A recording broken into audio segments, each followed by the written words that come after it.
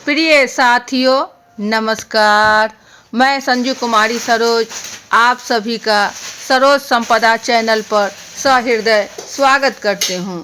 जैसा कि आपको YouTube के थंबनेल से ज्ञात है कि आज हम सभी सक्षमता परीक्षा वर्ष 2024 BPSC TRE 3 special DLED CTET एवं BEd परीक्षा से संबंधित शिक्षा शास्त्र का सटीक प्रश्नोत्तरी को समझा जाएगा। मैं पिछले 20 वर्षों से बिहार सरकार के शिक्षा विभाग में कार्यरत हूँ। कार्य का दायित्व अब तक ऑफलाइन में ही रहा है, परंतु मेरी कोशिश रहेगी कि अपने नए एवं पुराने साथियों से साझा करती रहूं। तो ज़्यादा देर ना करते हुए सेशन शुरू किया जाए। जैसा कि आप स्क्रीन पर देख रहे हैं, यह शिक्षा शास्त्र का MCQ जो मोस्ट चॉइस क्वेश्चन होगा, यह प्रैक्टिस सेट के रूप में है एवं पार्ट 6 के रूप में है। इसके पहले भी शिक्षा शास्त्र एवं PYQ से संबंधित कई वीडियो आपको देखने को मिलेंगे। तो प्रश्न 1, निम्नलिखित में बच्चों के सीखने एवं शिक्षण से संबंधित शिक्षा विज्ञान को क्या कहा जाता है? A. Psychology, B. एंड्रोगोजी, C. Pedagogy, D. ऑटोलॉजी। तो इसमें आपको ABCD से चयन करना है कि सही विकल्प क्या होगा। तो बच्चों के सीखने एवं शिक्षण, यह जो शास्त्र है, यह जो शिक्षा विज्ञान है, आपको पेडागोगी बाल शिक्षा शास्त्र, यह है आपका ऑप्शन C। साइकोलॉजी, इसमें मनोविज्ञान, मन की बात को बतलाया जाता है। एंड्रागोगी इसमें प्लॉट से संबंधित है। ऑटोलॉजी इससे स्वयं से संबंधित है। तो सही ऑप्शन आपको C की ओर है। ये रहा सही उत्तर आपका। अगला प्रश्न, निम्नलिखित में प्रतिभाशाली बच्चे सामान्यतः किस प्रकार होते हैं? A. विशेष क्षेत्र में असाधारण कार्य करते हैं। B. विद्यालय को पसंद नहीं करते हैं। C. शारीरिक तौर पर ज़्यादा कमजोर होते हैं। D. प्रत्येक क्षेत्र में कार्य को अच्छे से कर सकते हैं। तो A, B, C एवं D से सही विकल्प का चयन करना है। प्रश्न है, प्रतिभाशाली बच्चे किस प्रकार होते हैं? तो वैसे बच्चे जो किसी क्षेत्र में जितना होना चाहिए उससे कुछ बढ़ चढ़कर, उससे कुछ अलग थलग, उससे कुछ विशेष रूप से जब कार्य संपादित करते हैं, तो इस प्रकार वो बच्चे में प्रतिभा संपन्न, प्रतिभाशाली बच्चे के नाम से जाने जाते हैं। ये आपको विशेष क्षेत्र में असाधारण कार्य करते हैं। ऑप्शन A की ओर है। विद्यालय को पसंद नहीं करते हैं, इस प्रकार का कथन नहीं होगा। शारीरिक तौर पर ज़्यादा कमजोर होते हैं, यह भी कथन आपका गलत है। प्रत्येक क्षेत्र में कार्य को अच्छे से कर सकते हैं, कर सकते हैं, करते हैं, उसमें भी कुछ विशेष रूप से। तो ऑप्शन आपका D भी गलत है। ऑप्शन A सही है। ये रहा सही उत्तर। अगला प्रश्न, निम्नलिखित में डी स्कूलिंग सोसाइटी की रचना की गई है? A. Ivan Illich, B. Mahatma Gandhi, C. Montessori और D. फ्रायड। तो सही विकल्प का चयन करना है A, B, C एवं D से। तो हम सभी जानते हैं कि डी स्कूलिंग सोसाइटी आपको इवान इलिच महोदय का दिया हुआ है। इवान इलिच, ये ऑप्शन आपको A की ओर है। इवान इलिच, ये रहा सही उत्तर। अगला प्रश्न, निम्नलिखित में आलोचनात्मक शिक्षा शास्त्र पर किनके द्वारा बल दिया गया? A. Ivan Illich, B. Montessori, C. Paulo Freire, D. Pestalozzi.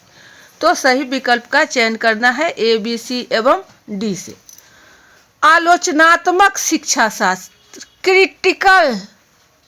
Critical education, तो यह जो है आपको पाउले फेरे महोदय ने, पाउले फेरे द्वारा आपको ये दिया गया है आलोचनात्मक। इन्होंने कहा कि शिक्षा जो है वह बैंकिंग सिस्टम नहीं होना चाहिए। बैंकिंग सिस्टम कि एक बार उसमें हमने डिपॉजिट कर दिया और बार बार उसको जब मन आया जैसे हुआ वो खाता से संधारित किया जाए। बैंकिंग शिक्षा भी मतलब आपको ये पाउले फेरे के द्वारा ही प्रस्तुत किया गया आलोचनात्मक शिक्षा। तो सही उत्तर हमारा सी की ओर है, पाउले फेरे। यह रहा सही उत्तर। अगला प्रश्न, निम्नलिखित में सन 1994 में यूनेस्को द्वारा सलमान अधिवेशन की मुख्य अनुशंसा किया गया है। ए, समावेशी शिक्षा, बी, जेंडर शिक्षा, सी, विशेष शिक्षा, डी, सबके लिए शिक्षा। तो सही विकल्प का चयन करना है ए, बी, सी एवं डी से। सलमांका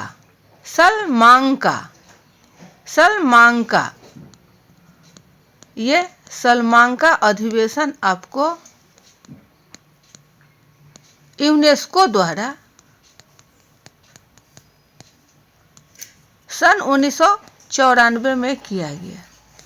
यह भी प्रश्न आपको घुमा फिरा कर पूछा जाता है कि सन 1994 में किसके द्वारा या यूनेस्को के किस वर्ष में सलमांका द्वारा किया गया, या समावेशी शिक्षा 1994 में किस अधिवेशन में किया गया। तो सही उत्तर आपको है समावेशी शिक्षा।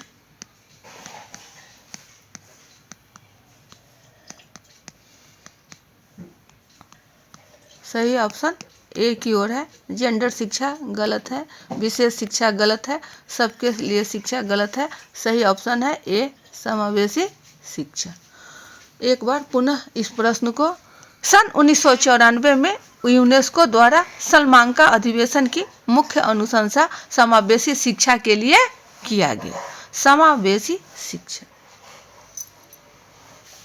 यह रहा सही उत्तर। अगला प्रश्न, किस आयोग ने अपने अध्ययन एवं अनुशंसा में प्राथमिक शिक्षा को शामिल किया।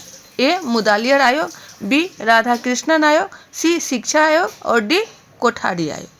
तो सही विकल्प का चयन करना है ए, बी, सी एवं डी से। तो जैसा कि हम सभी जानते हैं कि मुदालियर आयोग जो है यह आपको माध्यमिक शिक्षा के लिए जाने जाते हैं, माध्यमिक शिक्षा। राधाकृष्णन आयोग ये आपको विश्वविद्यालय शिक्षा के नाम से जाने जाते हैं, विश्वविद्यालयी शिक्षा। और शिक्षा आयोग इसमें सभी प्रकार के शिक्षा के लिए है। कोठारी आयोग ये ही आपको 1986 में, कोठारी आयोग 1986 में प्राथमिक शिक्षा को भी शामिल किया। आपका सही ऑप्शन ए, डी की ओर। सही ऑप्शन डी, कोठारी आयोग।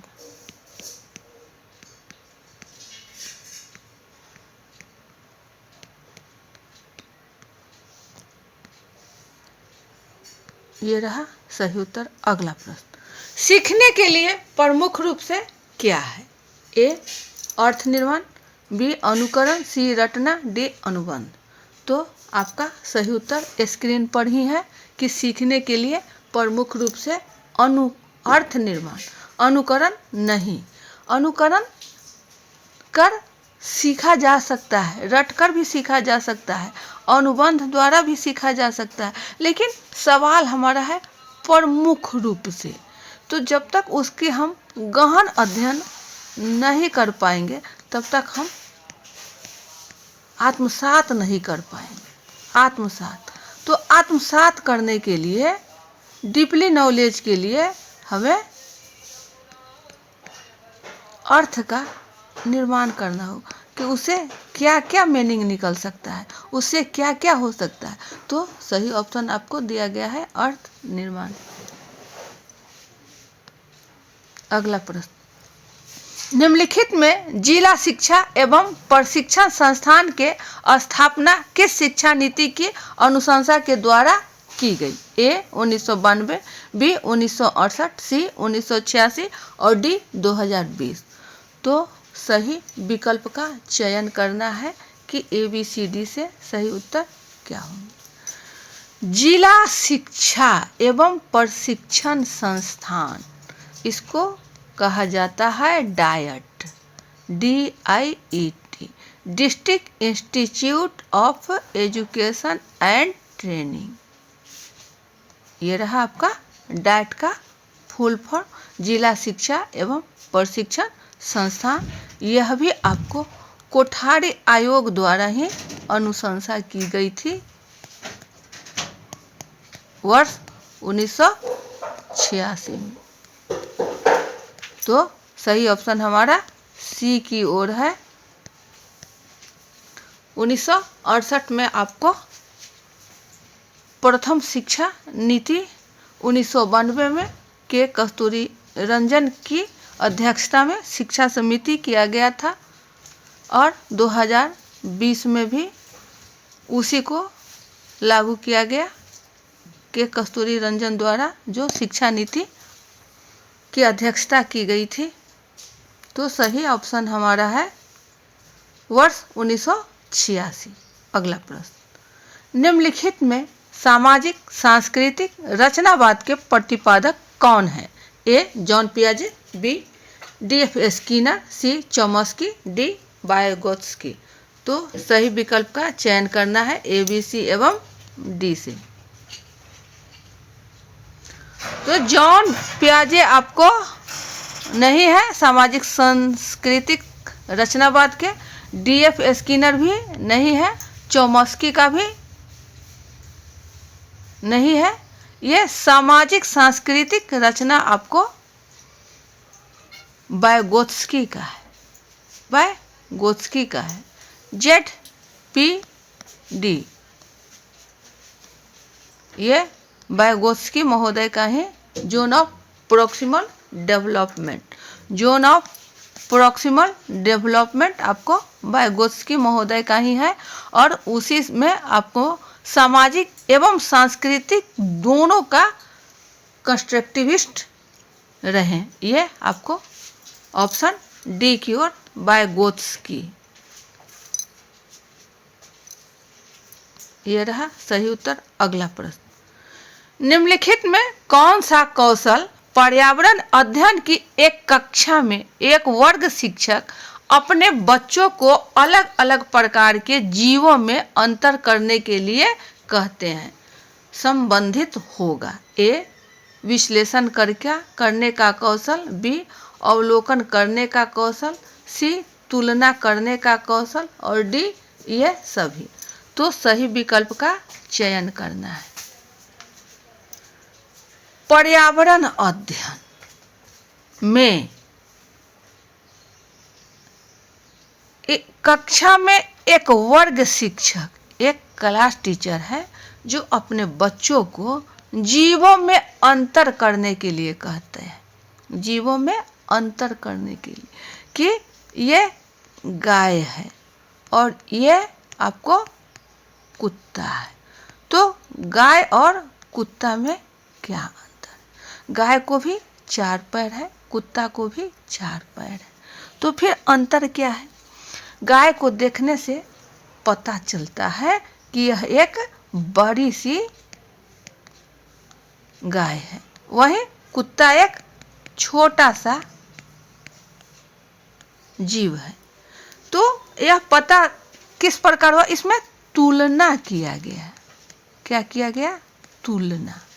इसका देखा गया कि कौन बड़ा है और कौन छोटा है। तो ये आपका अवलोकन हुआ। ये देखा गया कि गाय को भी 4 पैर है, कुत्ता को भी 4 पैर है। तो यह आपका हो गया विश्लेषण, अवलोकन, विश्लेषण, तुलनात्मक, ये सारे के सारे आपको पर्यावरण अध्ययन के लिए उपयोगी है। अवलोकन, तुलनात्मक, विश्लेषण, विभेदीकरण, अंतर, विभेदीकरण मतलब अंतर, डिस्क्रिमिनेटिव। ये रहा सही उत्तर, ये सभी, ऑप्शन डी। अगला प्रश्न, निम्नलिखित में ज्ञान मीमांसा का संबंध है। ए, आत्मा संबंधित तत्व ज्ञान के अध्ययन से। बी, ईश्वर के तत्व संबंधित ज्ञान के अध्ययन से। सी, ज्ञान की उत्पत्ति, संरचना तथा प्रकृति संबंधी अध्ययन से। डी, सृष्टि संबंधी तत्व ज्ञान के अध्ययन से। तो सही विकल्प का चयन करना है ए, बी, सी एवं डी से। ज्ञान मीमांसा, जैसा कि हम सभी जानते हैं कि मीमांसा आपको 3 प्रकार के हैं। तत्व मीमांसा, ज्ञान मीमांसा एवं मूल्य मीमांसा। तत्व मीमांसा,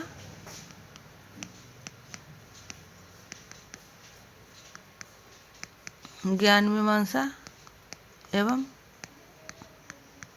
मूल्य मीमांसा।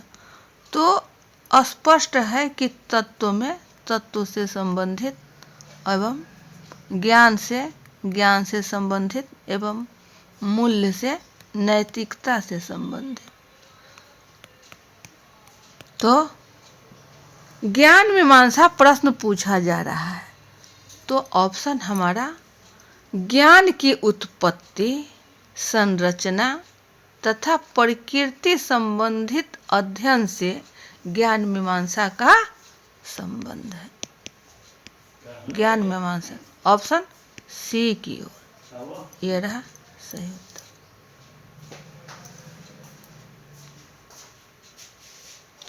अगला प्रश्न, निम्नलिखित में प्रचलित योजनाओं में नई जानकारी जोड़ने के नाम से जाना जाता है। ए, संगठन। बी, समायोजन। सी, साम्यधारण। डी, आत्मसातीकरण। तो सही विकल्प का चयन करना है ए, बी, सी एवं डी से। प्रश्न है, नई जानकारी जोड़ने के नाम से। तो जब हम सीखते हैं, जब हम समझते हैं, जब हम किसी चीज का अनुकरण करते हैं, तो यह सब हमें अपने आप में एक विशिष्टता प्रदान करता है, एक विशिष्टता प्रदान करता है। इस प्रकार जब हम विशिष्टता को प्रदान कर लेते हैं तो वह अपना हो जाता है, वह स्वयं का हो जाता है और उसे आत्मसात किया जाता है, वह आत्मसात किया जाता है। इस प्रकार हम विभिन्न प्रकार के कौशल को अपने अंदर समाहित कर लेते हैं। नई जानकारी को जब जोड़ लेते हैं अपने अंदर, तो यह हमें आत्मसातीकरण के नाम से जाना जाता है।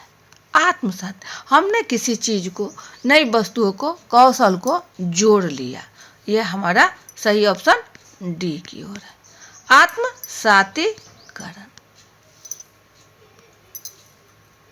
यह रहा सही उत्तर।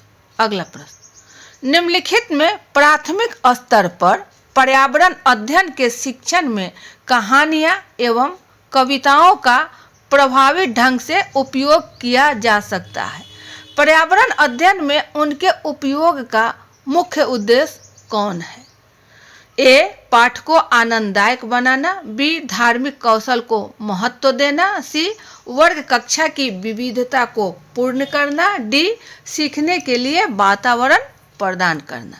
तो सही विकल्प का चयन करना है ए, बी, सी एवं डी से। प्राथमिक स्तर पर पर्यावरण अध्ययन के शिक्षण में कहानी एवं कविताओं का प्रभावी ढंग से उपयोग किया जा सकता है।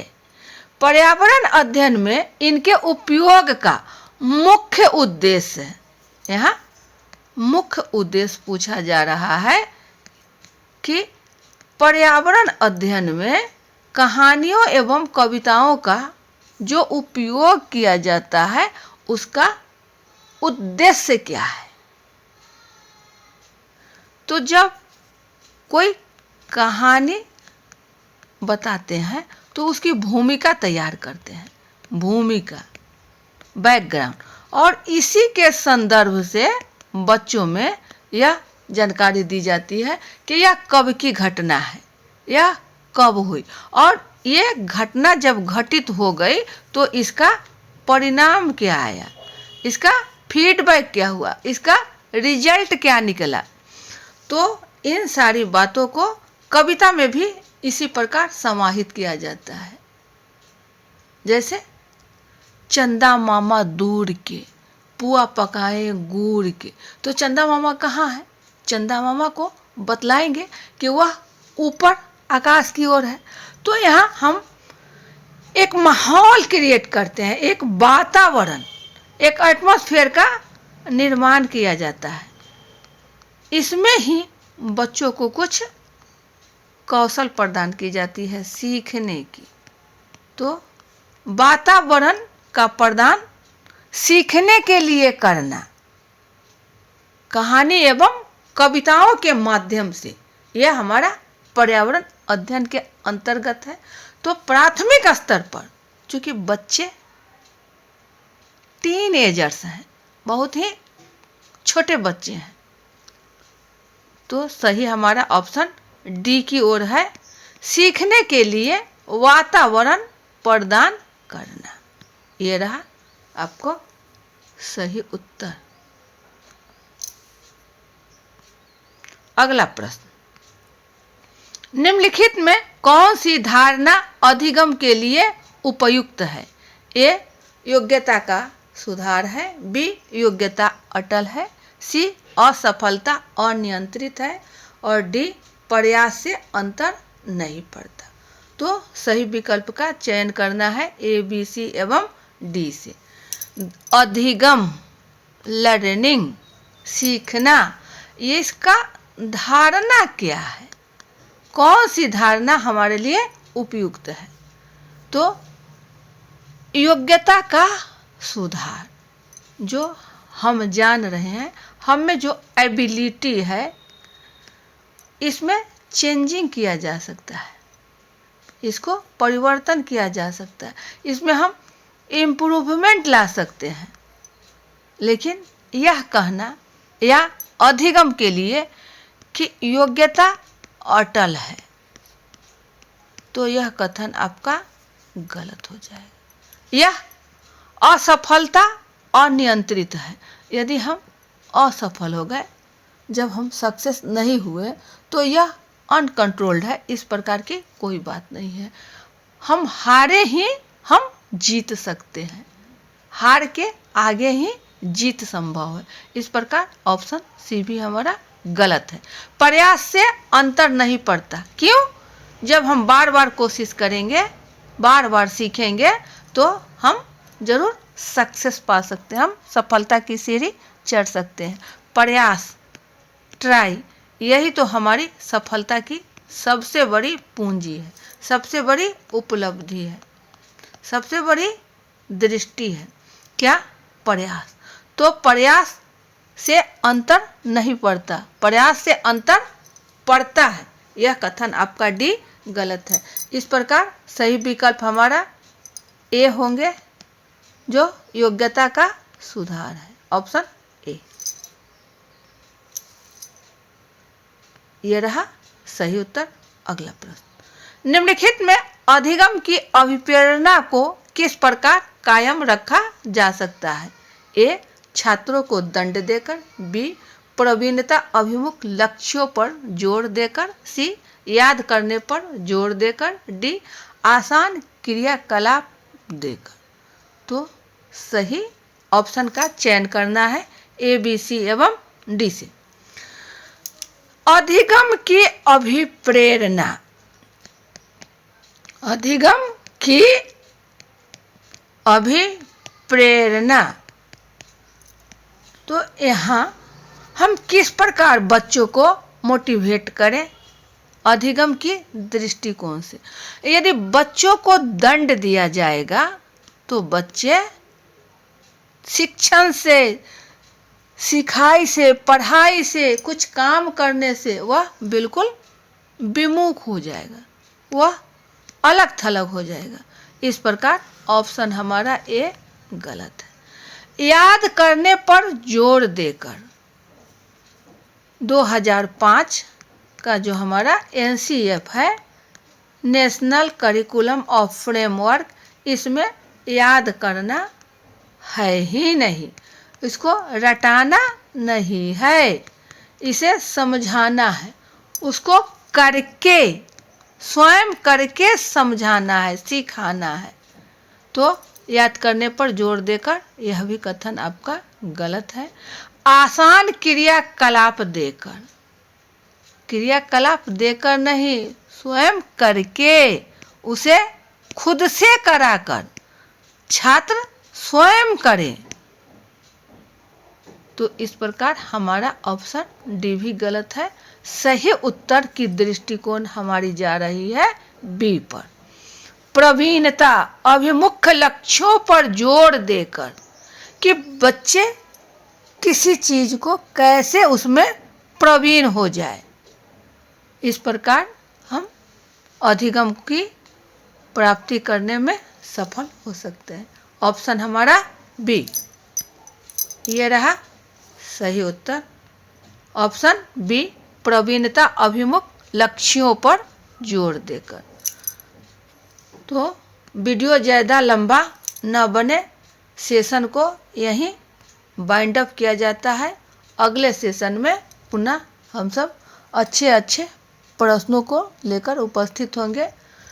प्रैक्टिस सेट मस्ट है, प्रैक्टिस हम सब करते रहें, प्रैक्टिस से ही कुछ नई एवं पुरानी चीज़ों को आत्मसात कर पाएंगे और ये हमारा लगातार प्रयास सब कुछ संभव बना देगा।